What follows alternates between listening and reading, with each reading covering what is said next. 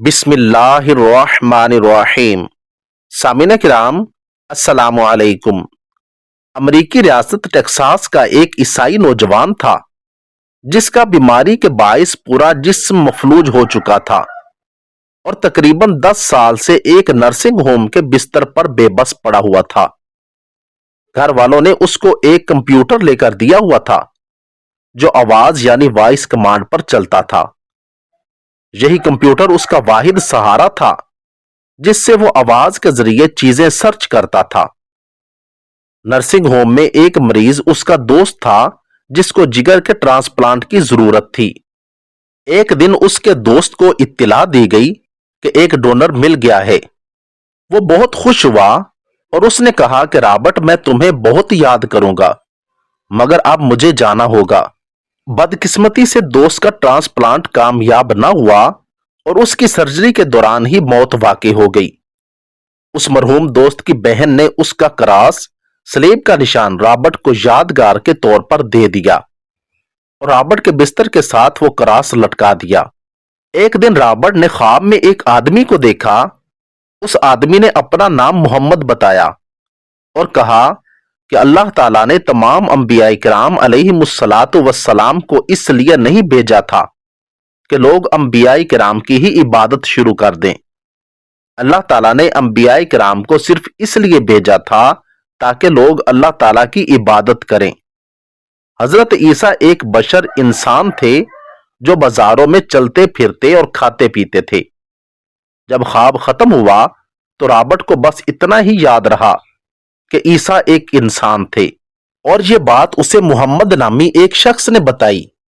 اس نے محمد کو گوگل کیا اور بغیر کسی کی دعوت، تبلیغ اور بغیر کسی مسلمان سے ملے اس نے بستر پر لیٹے لیٹے اسلام قبول کر لیا۔ آن لائن قرآن کریم سیکھا اور ساتھ ہی حفظ بھی کرنا شروع کر دیا۔ اسی قرآن فہمی میں ایک معروف اسکالر کی ویڈیوز تک رسائی ہوئی۔ نرسنگ ہوم میں ایک مصری شخص آتا تھا جو مرمت وغیرہ کا کام کرتا۔ وہ اگرچہ پیدائشی مسلمان تھا مگر اب اس کا کوئی مذہب نہیں رہا تھا، حتیٰ کہ جمعہ اور عید کی نماز پڑھنے بھی نہیں جاتا تھا کیونکہ سب سے قریب مسجد بھی 50 میل کی دوری پر تھی۔ ایک دن اچانک وہ رابرٹ کے کمرے کے پاس سے گزرا تو اس نے تلاوت کی آواز سنی، وَالْعَصْرِ إِنَّ الْإِنسَانَ لَفِي خُسْرٍ۔ وہ رابرٹ کے کمرے میں گیا اور پوچھا کہ یہ تم کیا سن رہے ہو؟ رابرٹ نے کہا کہ میں سن نہیں رہا بلکہ میں خود تلاوت کر رہا ہوں۔ اس مصری شخص نے حیرت سے پوچھا کہ کیا تم مسلمان ہو؟ رابرٹ نے جواب دیا، الحمدللہ۔ مصری شخص کو جھٹکا سا لگا کہ اللہ تعالیٰ کیسے ایک شخص کو ہدایت سے نوازتا ہے۔ ایک بندہ جو امریکہ کے گاؤں میں نرسنگ ہوم میں معذور لیٹا ہے اور اس کے بستر سے سلیب کا نشان لٹک رہا ہے اور اس میں اس کو اتارنے کی بھی طاقت نہیں ہے۔ مصری شخص نے کہا کہ میں بھی اپنے رب کی طرف لوٹنا چاہتا ہوں۔ رابرٹ نے اسے اسی اسکالر کی ویڈیوز کا بتایا۔ یہ مصری شخص رابرٹ کی دعوت سے واپس اسلام میں آیا۔ پھر ایک دن وہ شخص اس اسکالر سے ایک جگہ ملا اور اس کو رابرٹ کی کہانی سنائی۔ اس کہانی نے اس اسکالر سمیت بینہ انسٹیٹیوٹ کے ہر بندے کو ہلا کر رکھ دیا۔ مسلمان اس سے ملنے نرسنگ ہوم گئے اور اس ملاقات میں کوئی ایسا نہیں تھا جس کی آنکھوں میں آنسو نہ ہوں۔ اللہ تعالیٰ رابرٹ کو ہدایت دے سکتے ہیں تو کسی کو بھی ہدایت مل سکتی ہے، بس نیت خالص ہو۔ رابرٹ کہا کرتا تھا کہ میں کبھی کبھی سوچتا ہوں کہ مجھے یہ بیماری کیوں ہوئی، پھر میں اس سوچ کو پلٹ دیتا ہوں کہ اللہ تعالیٰ نے مجھے اتنا کچھ عطا کیا، ہدایت دی، اسلام دیا۔ اگر اسلام کی طرف لانے میں یہ معذوری میری مددگار ثابت ہوئی تو یہ سودا برا نہیں۔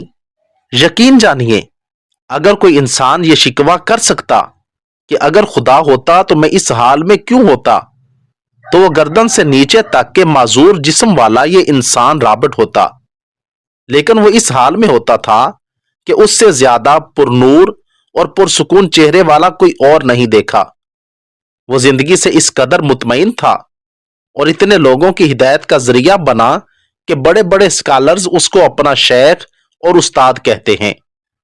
ہدایت کے لیے آپ کو پریشان ہونے کی ضرورت نہیں، آپ صرف دعا کریں۔